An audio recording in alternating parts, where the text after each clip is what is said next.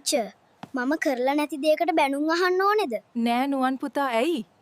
මට ගෙදර වැඩ කරන් එන්න බැරි වුණා. කෙල්ලේ ඔය කිරිද හදන්නේ? ඔව් අම්මේ. තරිඳුට. අපෝ කෙල්ලේ අපේ එක ඔය කිරි බොන්නේ නැහැ. හැබැයි අම්මේ එයා ඊයේ රෑ මම දුන්නම නම් බිව්වා. නෝනේ අප්පේ හරිම මහන්සි.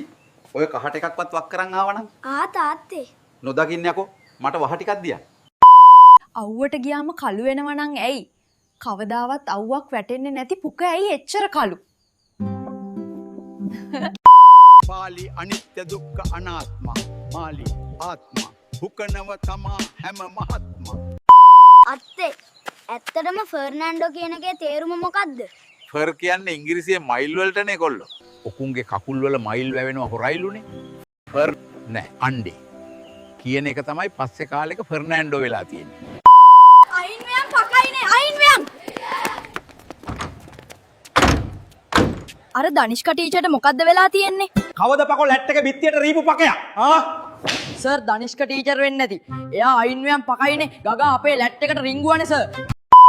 365 වතාවක් ට්‍රයල් පෙන්නලයි මම ලයිසන් එක ගත්තේ. අද ඉඳලා අරිනවා අරිල්ලක් පාරේ යන උන්ට තරු පේන්න. මෝහිනීව ටෝක් කරන්න ගියේ බං. හරි ගියේ නෑ. ඒ හුත්තිගේ ලොකු ලයින්. දැන් මේ රීරි බොසා එක බුදිය ගන්න යනවා බං. මොනවද හුමුත්තේ? මොකද කරන්නේ? ආඹට වැඩක් නෑනේ පොඩි ගස් බල්ලෝ. ආඹ ගිහින් ෆෝන් එක ඔබ අපියෝ. නෝනා දැන් ඇත්තටම නෝනාගේ හස්බන්ඩ් මැරුණේ කොහමද? වහ කාලස. එහෙන් ඇයි අර ඇඟ පුරාම තැලුම් පාරවල් කැඩුණු ඇටකටු තිබ්බේ? ඔව් ඒ මිනිස්සේ ඒක බොන්න බෑ කියලා දැගලුවනේ. ඇයි සීයේ? ඔයා තනියම ඉන්නේ. තනියම ඉන්න එක හොඳයි පුතේ. යාළුවෙක් එක්ක ඉද්දි උම්මගෙන් හොස්පොට් ඉල්ලනවා. සුදු ඔයත් දොයිය ගන්න ඔන්න වාගේ සුදු මහත්තයත් ද්‍රිය ගන්නවා ඔය සුක්කානම අල්ලගනින් යකෝ නැගිටලා. මුව නැගිට්ටපන් යකෝ කවුරු හරි. ඔයාගේ ඇස් පේන්නේ නැද්ද? මේ වයසක මිනිස්සයා හිටගෙන යනවා. නැගිටලා සීට් එක දෙන්න බැරිද ඔයාට? වාඩි වෙන්න ආච්චි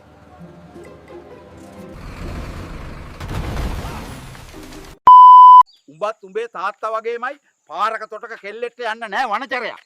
උඹේ තාත්තටත් පොඩි කාලේම ඔබව හම්බුනේ ඒ හින්දායි. ඔයාට පේන්නේ නැද්ද අර ආච්චි වයසයි. අමාරුවෙන් හිටගෙන යන්නේ. ඔයා මෙතන වාඩි වෙලා ගියාම හරිද? එන්න ආච්චි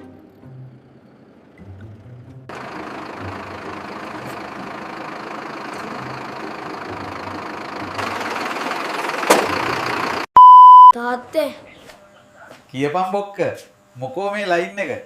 හෙට ඉස්කෝලේට අම්මා හරි තාත්තා හරි එක්කන් එන්න කිව්වා. පිස්සු දෙයක් උඹට. උඹ හෙට ගිහින් කියපන් තාත්තා මැරෙන්න වැටලා ඉස්පිරිතාලේ ඉන්නේ අම්මටත් ඇවිදින්න බෑ කියලා. ඊටු ටික මම බලා ගන්නම් මනේ. තාත්තේ ඔයා නම් එළම පොරක්කා. තද කොල්ලෝ ලොකු වුණාම සලකපන් මේවට. කොල්ල උදේ ඇහැරිච්ච ගමන් ඇදෙන් බහින්නේ නැත්තේ. හැමදාම හැදෙන කඳනාය යනකම් බං. ඔය උඹ ගෙදර නැති ටිකට උඹලා ගෙදරට හොරු පැනලාලු නේද? ඔව් බං. රෑ දෙකට විතර වයිෆ් විතරයි ගෙදර හිටියේ. වයිෆ් හොරාගේ දත් හතරකුයි කකුලකුයි කඩලා පුටුවක ගැට ගහලා තිබුණා මම එද්දි. අඩෝ උඹේ ගෑණි මාර ගෑණියෙක් නේ බං. අපේ ගෑණි නම් හොරුන්ට බයයි. අපේ ගෑණිත් බයයි බං. ඒක හිතලා තියෙන මම රෑ වෙලා ගෙදර ඇවිල්ලා කියලා. සද්ද ඇහුණු ගමන් ගිහින් නෙලලා. යකෝ ඉස්සර කාලේ යෝධයොත් කොට උනේ සෝයා මීට් කාලා බං. නොදකින් හැලි පිටින් ගිලිනෝ පෙරේත හැත්ත.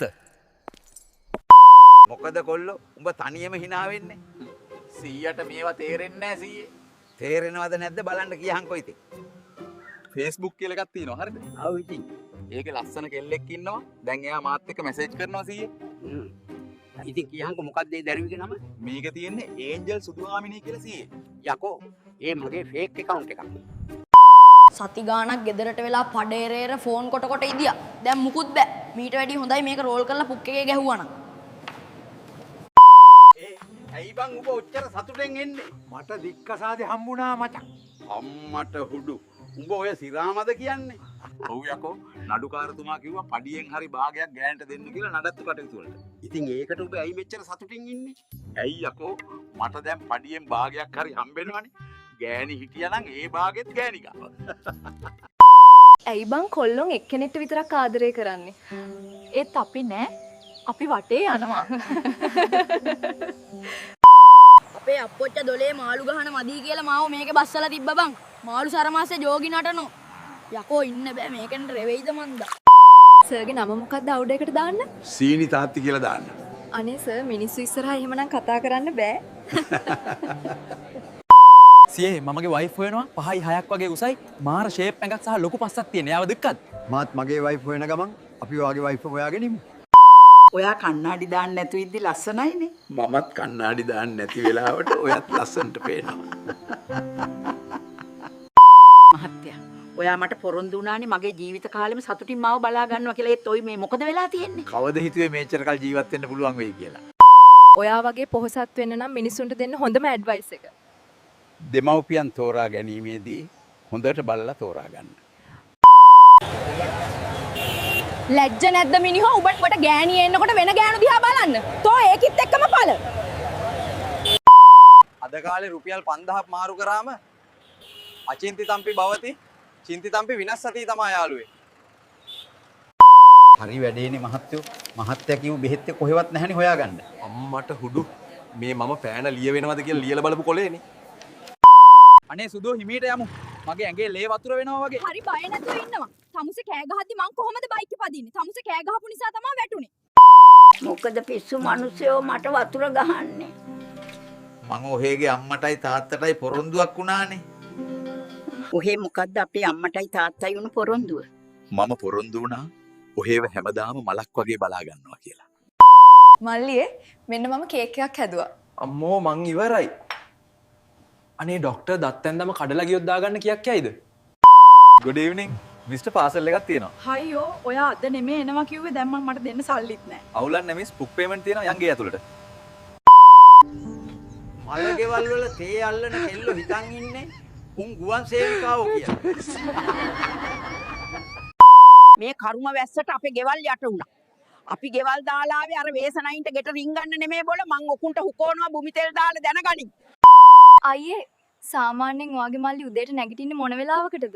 හීතලට. උඹව දැක්කම තව ඉක්මනටම නැගිටිනවා.